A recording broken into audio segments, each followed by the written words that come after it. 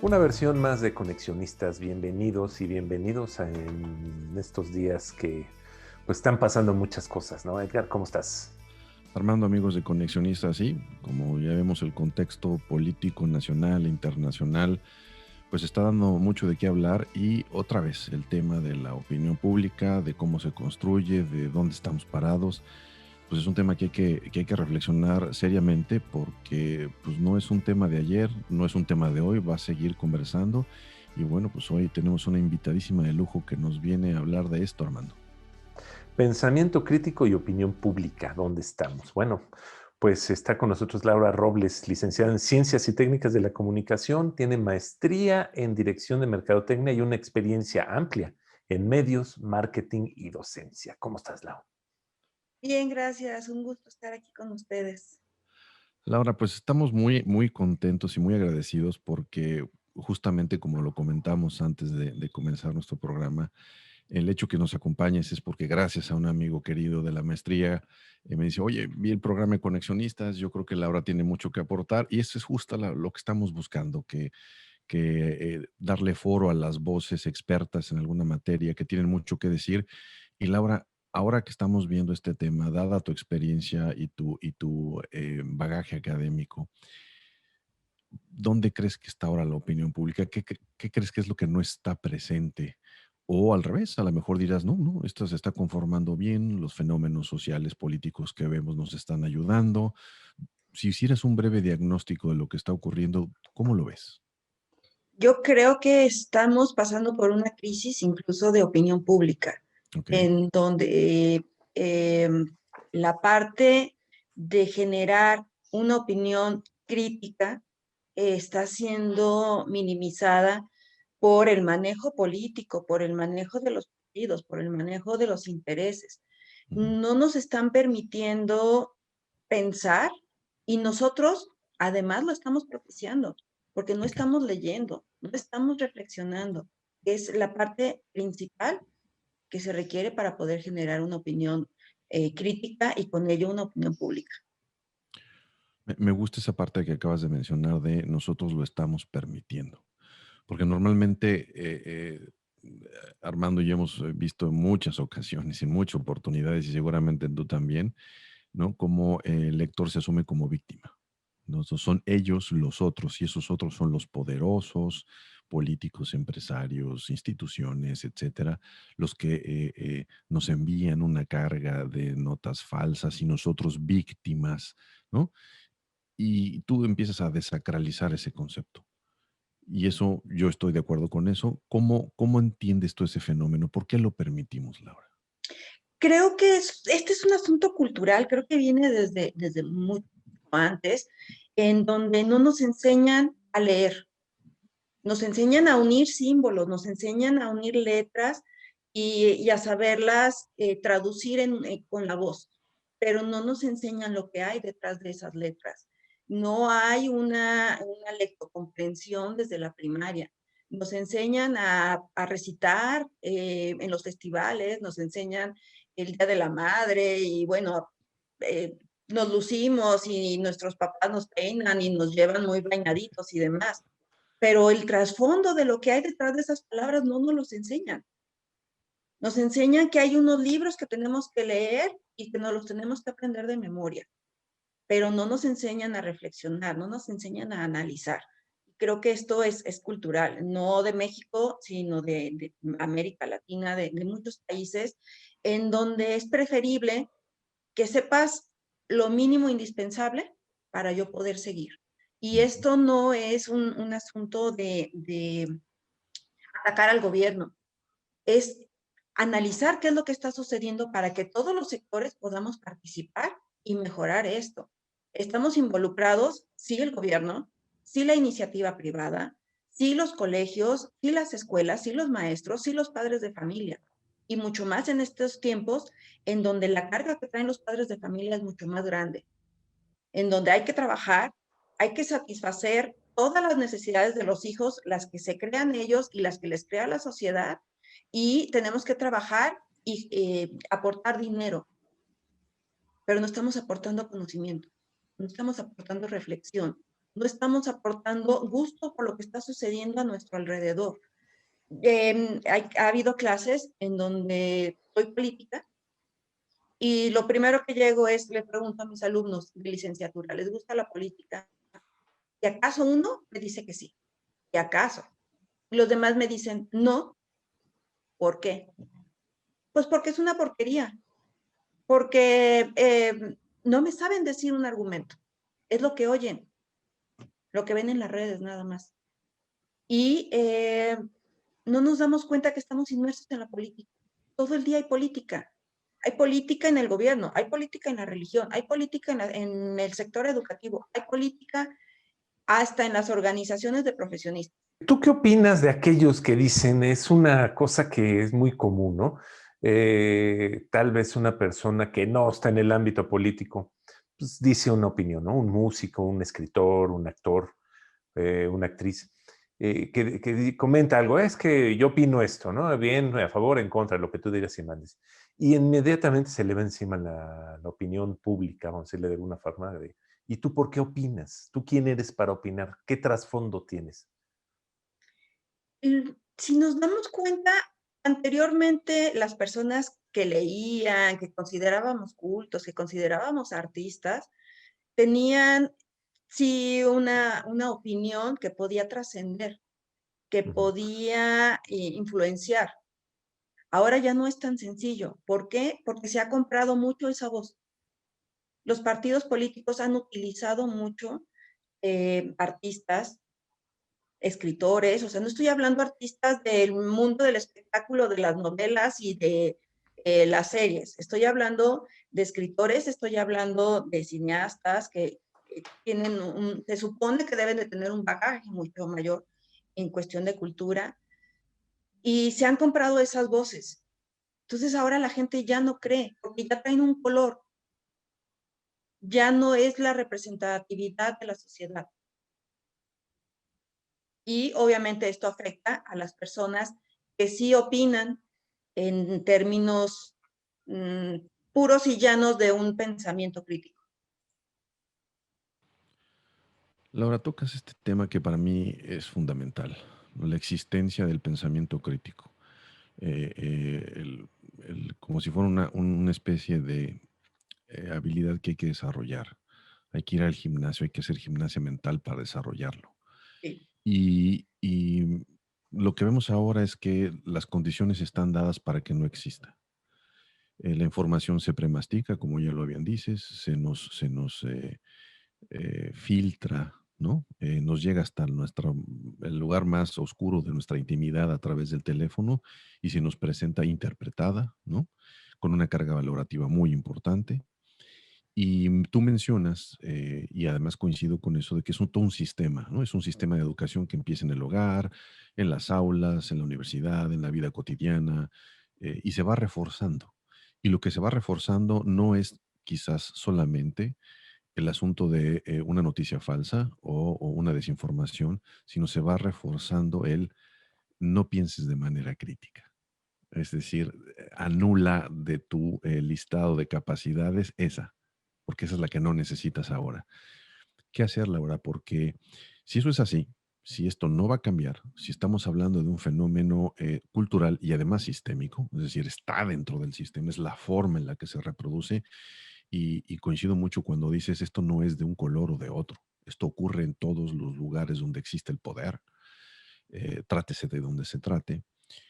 ¿Qué es lo que se puede hacer, Laura? Tú mencionabas, bueno, yo con mis alumnos, en las pláticas que les doy, lo empujo. ¿Qué entender primero por pensamiento crítico y después entonces, qué podemos hacer hoy, independientemente de esperar a que el sistema reflexione, cambie, introduzca variables distintas? ¿Cómo le hacemos, Laura? ¿Qué es el pensamiento crítico? Yo creo que lo podemos resumir en una sola palabra y es reflexionar. Y para reflexionar necesitamos conocer y necesitamos leer y necesitamos quitarnos la flojera. Esto no es nuevo. Esta flojera que se nos ha ido y nosotros hemos ido sembrando, viene desde antes. Ponle dibujitos, la gente no lee. hazlo con los simbolitos más fáciles que se te hagan. La gente no lee. Y de verdad, la gente no lee. En días pasados, ahora con la contingencia, tuve que ir a una de esas oficinas en donde, perdón, a esas tiendas en donde imprimen, porque necesitaba unos documentos. Y llega un señor y pregunta, ¿hay fila? Y le dicen, sí, pero es para imprimir. Ok. Le piden que tome gel y el señor dura 3 horas para poderle vaciar al bote de gel. Cuando enfrente de él tiene un letrero que dice, presione con el pie en la parte inferior y saldrá el gel. La instrucción la tiene enfrente. Algo tan sencillo y no lo lee. Lo tiene enfrente y le urge entrar y no lo ve y se entretiene más haciéndole así. Un ejemplo muy sencillo, muy práctico, muy real que acaba de suceder. Si no leemos las instrucciones, vamos a leer los análisis críticos que se hacen, vamos a leer las estadísticas, nos vamos a ir a la historia, vamos a guardar en la mente lo que sucedió en la administración pasada de tal color o con fulanito de tal, o lo que está sucediendo en tal país. No lo No va a vamos a pasar. hacer. Claro. No va a pasar. ¿Cómo lo vamos a hacer? ¿Cómo lo podemos lograr? Ya no necesitamos, y estamos muy cansados, creo, muchos, de activistas de escritorio. Ahora son activistas de celular. Necesitamos activistas que piensen, activistas que no sean borregos. No necesitamos gente que nos represente. Necesitamos nosotros representarnos a nosotros mismos, pero no lo vamos a lograr si no leemos, si no reflexionamos, si no podemos generar ese pensamiento crítico. ¿Cómo lo podemos lograr? Esto no va a ser de la noche a la mañana. Necesitamos padres críticos, necesitamos profesores críticos, necesitamos medios de comunicación críticos que dejen atrás ese poder que les da el recibir un dinero, recibir una dádiva, recibir beneficios. Claro. ¿Cómo vamos a romper este círculo? Solamente creando lectores, creando gente que de verdad reflexione, que no se quede. Yo les digo muchísimo a mis alumnos y yo creo que los enfado, porque les digo, hay que ver más allá de lo que a simple vista se ve. En estos momentos, la materia que yo estoy dando para muchos es una materia sencilla. Para mí es la base de muchas cosas que pueden construir. La materia de relaciones públicas y protocolo. Y es cómo establecer esa comunicación con nuestros públicos. ¿Cómo vas a conocer a tu público y no pones atención, si no sabes escuchar? Los comunicólogos, ustedes ya lo mencionaron, soy comunicóloga, los comunicólogos no solamente debemos saber hablar o saber escribir, necesitamos saber escuchar, necesitamos saber interpretar. ¿Cómo lo vamos a lograr? Leyendo, reflexionando, analizando y comparando. Claro. Eh, por tu experiencia en marketing, digo, yo también tengo una pequeña paso por ahí por el tema de marketing. Pues a la hora de diseñar un sitio electrónico, la principal premisa era la gente no lee, hay que ponérselo en dibujitos, ¿no?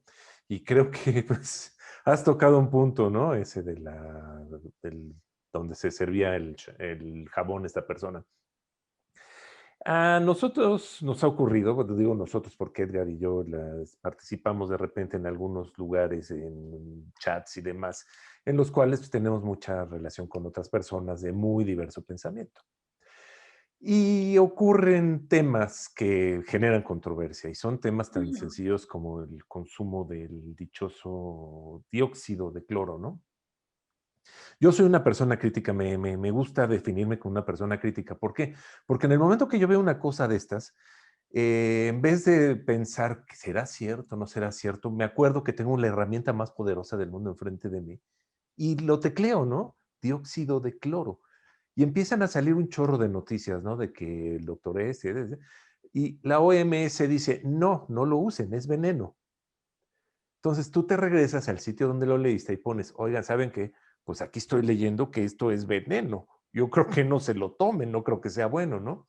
Bueno, haz de cuenta que les dije que no sé, que quería su primer hijo en sacrificio, ¿no? O sea, Sí, sí. o sea, le rompiese. ¿Por qué te metes? ¿Por qué lo dices? ¿Lo has probado? ¿Te consta? ¿Me entiendes? O sea, pasas a ser el malo, el enemigo, pasas a ser el que rompe esta parte de su creencia o de lo que ellos piensan, o simplemente le robas al público, ¿no? Yo quería verme muy buena esta onda diciéndoles que esto sirve muy bien y pues no sirve a final de cuentas, ¿no? Aterrizando, ¿cómo nos podemos quitar o cómo se puede quitar? Porque creo que yo muchas veces que mucha gente tiene el pensamiento crítico, pero no lo usa. ¿Por qué? Porque le da miedo que lo tachen de contreras, de mataventuras, de enemigo, de necio, de, vaya, lo he vivido en carne propia. Sí. ¿Cómo le hacemos para evitar ese paso? Y sobre todo la gente que en un momento dado, pues dice, es que no creo esto, pero mejor no digo nada, le entra al ruedo, es decir, aplique ese pensamiento crítico y sobre todo lo exponga. Diga, ¿saben qué? Pues yo pienso de otra manera. ¿Por qué? Porque lo estoy viendo, lo estoy leyendo, lo estoy confirmando. Sí, claro, no se trata solamente de tener un pensamiento crítico para uno mismo, sino cómo compartirlo. Ujú, Y lo has mencionado muy bien, o sea, se trata de revisar la información, se trata de comparar, se trata de incluso revisar todos los comentarios que hay. Muchas veces nos nutre más los comentarios que se ponen en una red social o en las notas que manejan los medios que la nota misma, porque nos dice lo que la gente está opinando. A final de cuentas, eso es la opinión pública. ujú, Y de ahí nosotros podemos construir todavía más una crítica. ¿Cómo lo vamos a decir? Creo que hay dos palabras que podrían ayudarnos y son tolerancia y respeto. Muchas veces cuando alguien critica, ya critica ofendiendo, ya critica minimizando. No vamos a estar 100% de acuerdo con todo, ni vamos a tener el 100% de la verdad. En este tema que mencionabas, hay mucha gente que dice, yo lo tengo tomando mucho tiempo, pero es la cantidad. La cantidad es lo que hace daño, no es la sustancia. Eh, cada quien podrá tener, los organismos son diferentes. Y esa es en la parte en donde debemos de entender que si a mí no me sirvió, a lo mejor al de enfrente sí le puede servir. Y sí, esta es mi experiencia, es mi opinión, nada más. Eh, nos sucede también cuando damos consultoría en las empresas o muchos años trabajé yo en el gobierno y la gente criticaba algo e inmediatamente era, respóndele y no nos vamos a dejar. Y empezaba el pleito. Los pleitos no construyen. Vamos dejando, vamos permitiendo que la gente también opine. Y a esto me refería también con saber escuchar. Si sabemos escuchar, podemos tener una opinión más. ¿Cómo emitirla? Mi mamá me decía, no es lo que dices, sino cómo lo dices. Mi tono de voz no es dulce, mi tono de voz no es, ay, así de, no puedo, no soy así. Entonces, desde ahí viene una voz crítica, desde el tono. Creo que sí es algo que debemos desarrollar y debemos de aprender. ¿Cómo decirlo? Y en qué momento decirlo. El timing es súper importante. Ahora, la pregunta aquí es esta. Llegar a ese punto, vamos a decirlo un poco más de cuadrar con el de enfrente, vamos, llevar la fiesta en paz, podríamos decirlo de una forma muy burda. No es un poco caer pues, en temas de posverdad y todo eso, es decir, pues tu verdad es esa y la verdad mía es esta y las dos están bien. O sea, no, o sea, yo hasta donde me gusta llevar el pensamiento crítico no es tanto decir, ¿sabes qué? Pues vamos a llegar a un punto de consenso, sino hay una cosa, hay un hecho y ese hecho está el hecho.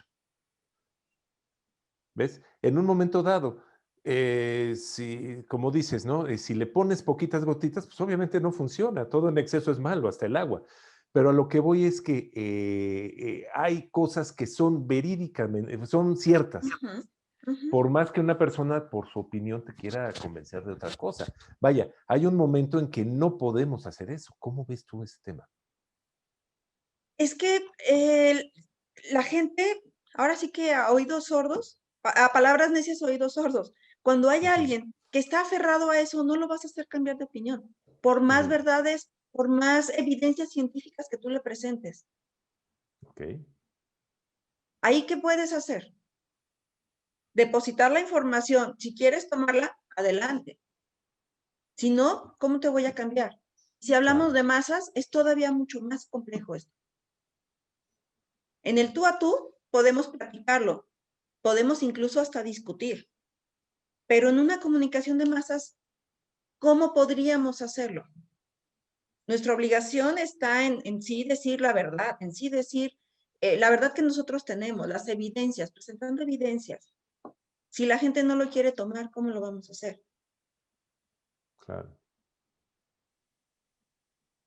Creo que es el tema de repente nosotros mismos lo hacemos más complejo al querer imponer nuestra voz, al querer imponer nuestra realidad.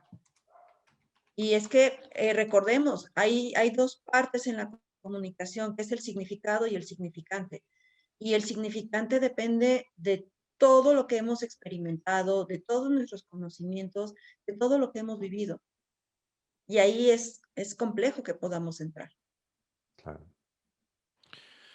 Fíjate, Laura, que ahorita que estoy escuchando esta conversación que se ha generado, me parece que una de las cosas de las cuales se habla poco es como un impedimento para que para que el intercambio de opiniones suceda, es la arrogancia de quien asume que tiene el dato verídico en la mano, ¿no? Por un lado tenemos, si lo vemos, si somos un poco honestos con nosotros mismos y nos salimos del fenómeno y podemos vernos a nosotros en una conversación con esta persona o con estas personas que no quieren ver más allá de sus convicciones, digamos, válidas, ¿no? No diría que objetivas, pero sí legítimas. Este lado, el lado en donde estamos los que nos asumimos como críticos, me parece que tenemos un gran inconveniente. Pecamos de una arrogancia terrible.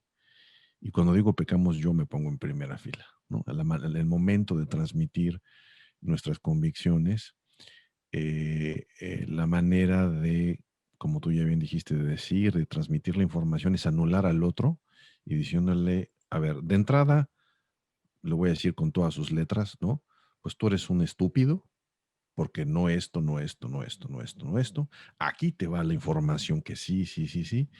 Y dejamos como un terreno minado. Es como aventar una bomba de nuclear y entonces todo se destruye y ya no puedes construir nada. Porque además ni cambió de opinión, ni lograste el objetivo, ¿no? No va a tomar esa información. Y quizás el reto es cómo, y aquí me regreso pues a los griegos, ¿no? Cómo desarrollar método didáctico. Primero, para contener esa arrogancia que la vemos, por ejemplo, muy marcada además en círculos intelectuales académicos, ¿no? Si de algo peca la academia es de arrogancia, eh, en donde tampoco construyen esas formas y entonces la forma, la didáctica se convierte ya no en un problema, sino en todo un reto. En decir, no solamente se trata de abrir espacios de conversación, sino se trata de entender la mejor manera, como tú lo acabas de decir, de poner la información disponible, de generar un poco de reflexión, ¿no? De hacer ese esfuerzo, porque ahí me voy al segundo planteamiento. Yo creo que esto es un tema de eh, eh, responsabilidad civil, de responsabilidad ciudadana. Es decir, si sabes, si tienes, y ahí estoy muy de acuerdo con lo que comentaba Armando, este silencio cómplice, lo único que hace es tolerar ese tipo de conductas en ambos lados, ¿no? Sí, Bueno, claro. pues, como no quiero quedar mal contigo y no quiero ser el regañón, pues mejor me callo. Como no quiero tomar partido, mejor no digo nada. Y mejor, y entonces normalizamos las cosas y así está bien porque entonces hay que llevar la fiesta en paz. Cuando la fiesta, es más, ni siquiera hay fiesta, no hay nada que celebrar. En estas partes didácticas, yo creo que la experiencia justamente de la enseñanza es cuando entra y yo creo que tenemos que traerla de regreso. Yo creo que hay que llamar a este sector de maestros que está haciendo cosas, pero para hablar con ellos sobre, muy bien, ustedes todos los días, tú todos los días en tu práctica profesional confrontas alumnos y entonces reflexionas no solo una, sino más de 3 veces qué vas a hacer para transmitir el mensaje. Y entonces has desarrollado un músculo, lo que te permite generar un espacio de conversación en tolerancia, inteligente, etcétera, etcétera, pero también responsable. Es decir, no se trata de solapar comentarios de, bueno, es que me voy a tomar tantito porque poquito no hace daño. A ver, veneno es veneno. El veneno mata aquí y acá. La única diferencia es la velocidad con la que te quieras morir, ¿no? Entonces, ¿qué cosas dentro de esta práctica didáctica, Laura, pudieran funcionar que tú puedas decir, miren, dentro de lo que hemos hecho, yo creo que el sector académico podría aportar estas cosas, ¿no? Alejándose un poco de su pedestal, ¿no? De su caja de cristal, para decir, muy bien, de las aulas hemos aprendido esto, estás conversando con mis universitarios, me parece que es valiosísimo platicar hoy con esta generación que tiene otro chip.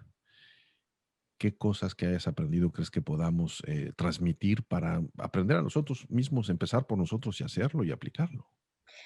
Creo que no solamente es para la academia, creo que los medios de comunicación Ujú. están en la misma situación, los políticos están en la misma situación y creo que parte fundamental es conocer a nuestros receptores. ¿Quién va a recibir nuestra información? ¿Quiénes son? ¿Cuáles son sus motivaciones? ¿Cuáles son sus frustraciones? Creo que a partir de conocer al que está enfrente de nosotros, llámese uno, llámese dos, llámese una masa, podríamos nosotros modificar la manera de dar el mensaje. Coincido completamente en esa parte de, pues veneno es veneno. Entonces, si te callas, vas a permitir que yo me mate, me haga daño, me lesione de alguna manera. Pero también entendamos que no toda la gente está dispuesta a escucharnos. No toda la gente está dispuesta a reflexionar. El pensamiento crítico, ¿a qué nos lleva? A generar nuevas respuestas con la información que tenemos. Yo he aprendido muchísimo de mis alumnos. Yo creo que la que más ha aprendido más que ellos he sido yo. Yo trabajé muchos años en el gobierno, he trabajado con empresas y los alumnos me enseñan día a día.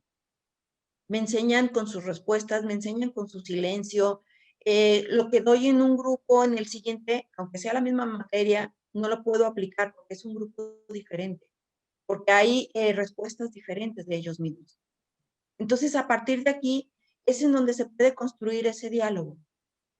Y no se trata de imponer, se trata de dar la información para que ellos mismos puedan reflexionar y ellos mismos puedan tomar, así como nosotros lo hicimos, de varios lugares, tomar esa información y poderse generar una opinión propia.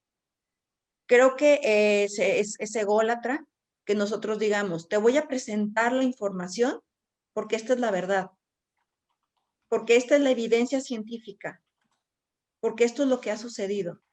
Acéptala como tal, porque volveríamos a lo mismo, no Claro, estaríamos generando ese pensamiento crítico claro. en los demás. Nosotros mismos nos convertimos en lo que criticamos. Sí. Laura, fíjate que una de las reflexiones que me gustan mucho que hace este filósofo italiano Roberto Espósito, cuando él habla de la impolítica, y él dice, para entender el fenómeno de la política hay que salirse de la política y traer otras reflexiones a la mesa para entender la política desde otro bagaje cultural, académico, de reflexión. Y entonces me gusta esa reflexión, fíjate, porque cuando entramos a estos campos de especialistas, entonces la comunicación es para comunicólogos. Y yo me acuerdo en mi práctica profesional cuando trabajaba en una empresa cementera, yo decía, es que hay que traer gente que no sea comunicóloga porque esto ya está tan viciado y la comunicación es tan importante que el circo de comunicólogos no es capaz de salirse de su propia realidad. Y eso le pasa a todos los gremios, ¿eh? Yo utilizo ese ejemplo, pero si hablamos de administradores de empresas financieras, el que me pongas. Y me parece que una de las prácticas que hay que hacer de estos ejercicios es traer otras áreas de pensamiento para reflexionar, porque además incorporan, como tú estabas señalando, otras lecturas, traen otra realidad y entonces empezamos a entender la lectura de un fenómeno desde la construcción, digamos, entre comillas, rigurosa, de otros esquemas de pensamiento y eso refuerza mi convicción de que la verdad por sí misma no existe, sino la verdad es una construcción social. Pero ya hablaremos en otro tema, en otro programa de eso. Que si estás de acuerdo y si no estás de acuerdo, de eso se trata. Que me digas, no, Edgar, yo no estoy de acuerdo, esto se define nada más así. En esta conversación para tratar de fomentar el pensamiento crítico, me gusta que dices, bueno, es que todo es política, no podemos salirnos de ahí, ¿no? Es decir, si queríamos alejarnos y sentíamos un poco de desdén por la política, pues no, más bien vayamos aprendiendo cómo nos educamos porque la política va a estar ahí con y sin nosotros. ¿Qué entonces, qué otro tipo de reflexiones tú crees que deberíamos de traer a la mesa, ¿no? Además del área de comunicación, además de la parte de la ciencia política o la sociología, digamos, de las áreas de pensamiento y de reflexión, entre comillas, convencionales para el caso, que deberían estar más frecuente en estas conversaciones, en las aulas, o sea, un poco para explorar esas otras fronteras de pensamiento y invitarlas y decirles, bueno, sentemos a platicar con ustedes si realmente queremos aprender algo distinto o a ver el mismo fenómeno desde otros ojos. ¿En quién podrías pensar? ¿En qué tipo de pensamiento podríamos recurrir para entender mejor esta realidad? Que chequemos, la política de verdad está en todos los temas. Economía. Díganme ustedes si las decisiones políticas no tienen que ver con la economía. ¿Qué está sucediendo en estos momentos con el sector salud? No hay medicamentos para niños con cáncer. Los trasplantes están detenidos. No se trata solamente de un asunto de, pues hay algunos enfermitos ahí y bueno, no pasa nada. No, sí pasa, porque el sistema de salud tiene que ver con la economía también.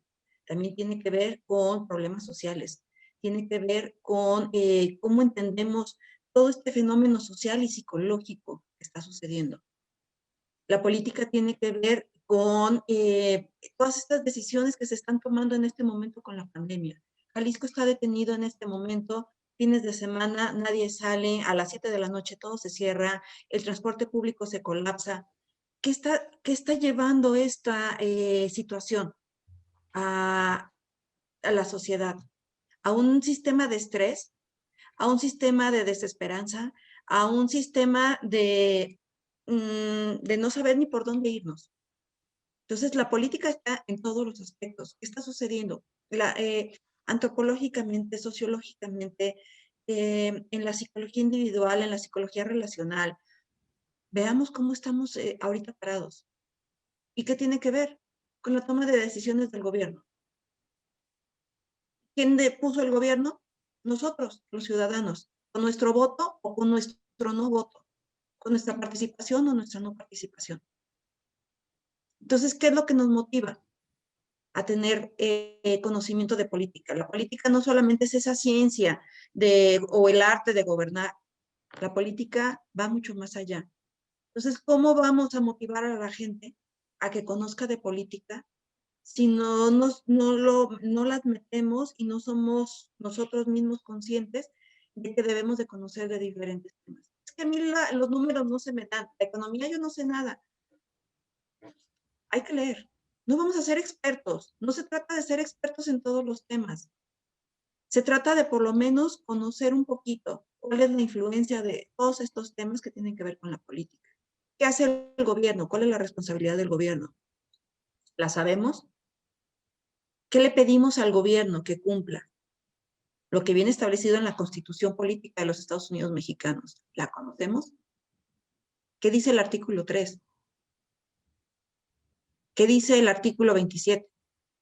Hay gente que ni siquiera sabe cómo estamos divididos políticamente, aunque lo vimos en la primaria.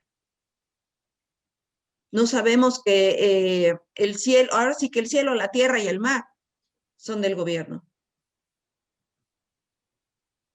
Si no empezamos desde ahí, ¿cómo vamos a enseñar a la gente la importancia de la política?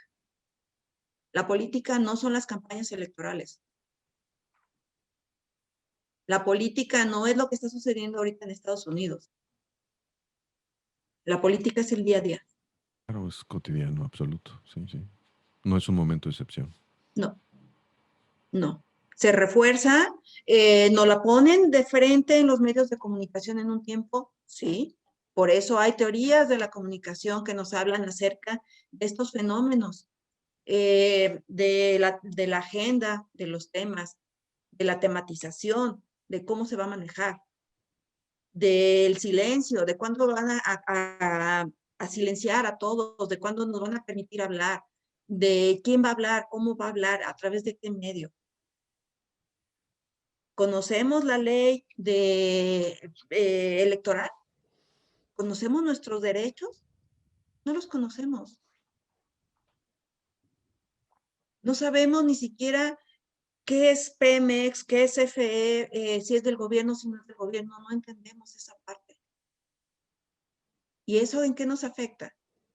Para empezar, en nuestra economía. En segundo, en el uso de los recursos. Un recurso que en la mayoría de las ocasiones no son renovables. Y nos lleva a otro tema, al medio ambiente. Entonces, ¿hay motivaciones para conocer de política? Sí.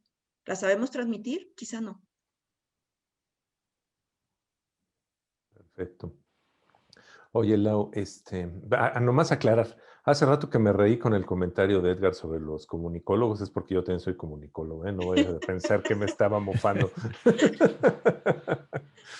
Oye, aquí me gustaría pasarme a un tema más actual y sobre todo pues, aterrizarlo en lo que es el tema de lo que estamos platicando, pero también el tema de lo que está ocurriendo a nuestro alrededor.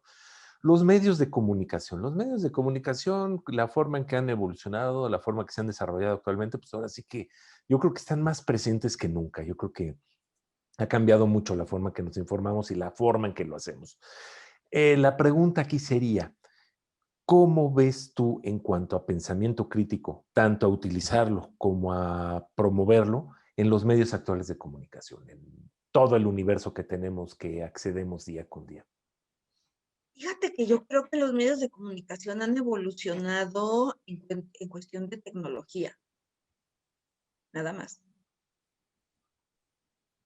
no en pensamiento crítico, no en pensamiento, no en generar esa noticia que construya. Eh,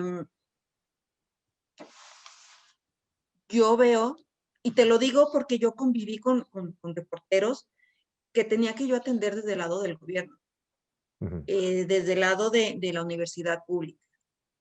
Ahora lo veo con la formación de comunicólogos desde la academia.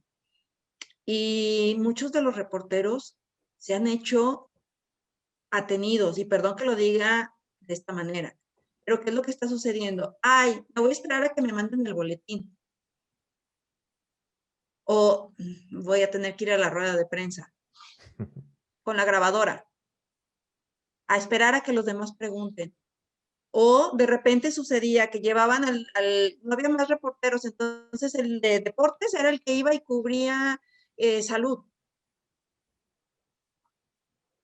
El señor es especialista en deportes, no en salud.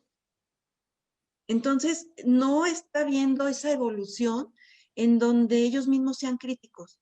Han dejado de ser críticos. Yo lo veo en mi ámbito, que es Jalisco. Ujú. Ya no hay este reportero crítico que aporta, que busca, que indaga. Ya no, ya es transmisor de noticias. Esto no genera pensamiento crítico, porque ni siquiera él lo está generando. ¿Y qué vemos en los medios de comunicación? La misma nota con diferente estilo. Pero no hay otra perspectiva de esa noticia, a menos de que yo traiga la indicación de que ataque.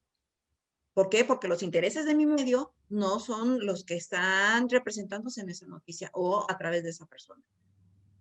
Creo que hace falta pensamiento crítico desde los medios de comunicación, definitivamente. Alguno que se salve de esto que acabas de decir, porque sí es demoledor lo que acabas de decir. ¿Alguno que se salve? Yo no hablaría de medios de comunicación, yo hablaría de personas, quizá. Sí, de acuerdo. Y esas personas que son las que de repente no tienen lugar en un medio de comunicación. Precisamente por eso, por ese pensamiento crítico. Porque el tener pensamiento crítico puede considerarse una indisciplina.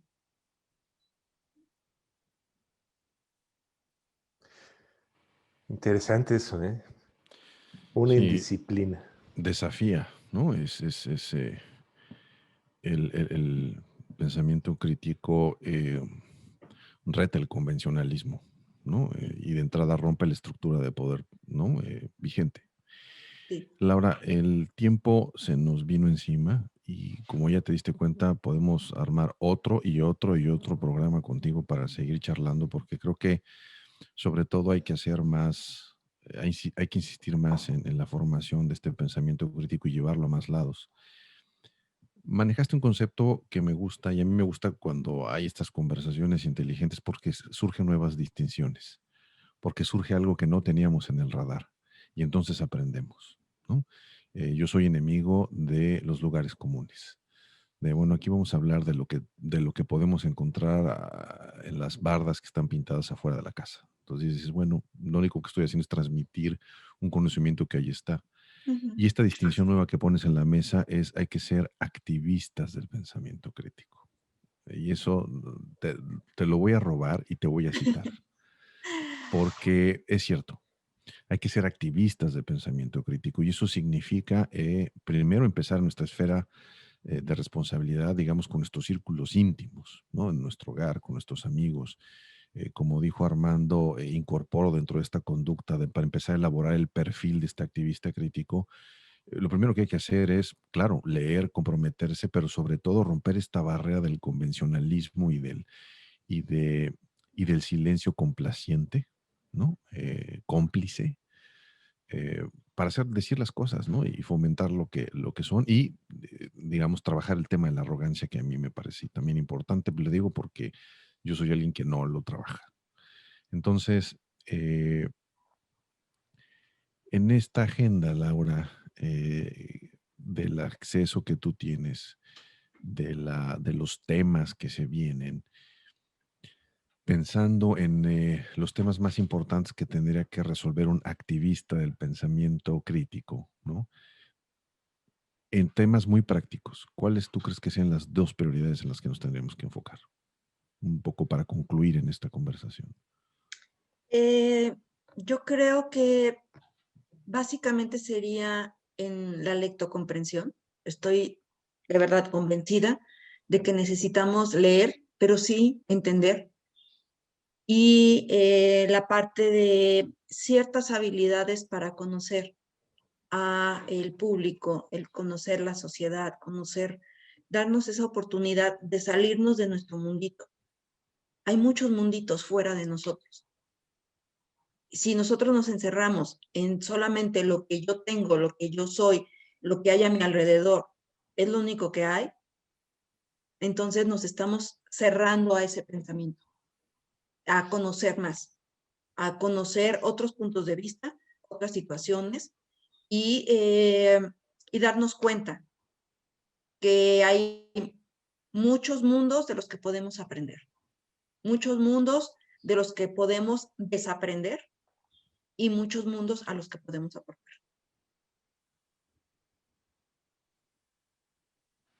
Perfecto. Pues yo también me llevo muchas cosas en esta conversación, la verdad. Muy interesante, me gustó eso que dijiste de el pensamiento crítico puede ser tomado como una indisciplina. Pues a ser indisciplinados, ¿no? Sí, Creo que no sí. te va a costar trabajo. La historia de mi vida, pero bueno. Pero son Oye, indisciplinas que creo Son necesarias, Laura. que además de necesarias, creo que pueden construir, claro, no es rebeldía por rebeldía, es aportar. Sí es criticar, pero si criticamos, si somos críticos con nosotros mismos, vamos a crecer nosotros. Si somos críticos con nuestro medio, vamos a hacer que nuestro medio crezca. Si somos críticos con nuestra sociedad, vamos a hacer que nuestra sociedad crezca. Me encanta, me gusta la forma en que lo dices y la forma en que le planteas. Lau, y para rematar, somos conexionistas. ¿Cómo conectamos contigo? En mi Twitter, es el que estoy utilizando más en estos momentos de manera profesional, es @roblesagú, ahí me encuentran. Está también mi correo electrónico, que es laura-robles@yahoo.com. Perfecto. Pues muchas gracias, Laura, y muchas gracias por escucharnos. Yo quiero nada más recordarles que a Conexionistas nos pueden conectar a través de Twitter, somos Conexionistas MX, en Facebook, / Conexionistas MX, y nuestro canal de YouTube se llama Conexionistas México. Todos los podcasts de Conexionistas los pueden encontrar en Spotify y en iVoox. Y la música que estamos escuchando es música de Alejandro Saborit, su canal de YouTube es Alejandro Saborit. El diseño gráfico de Conexionistas es de Sofía Reynoso. A ella la encuentran en su canal de Facebook, Sofía Reynoso Diseño Gráfico. Muchas gracias.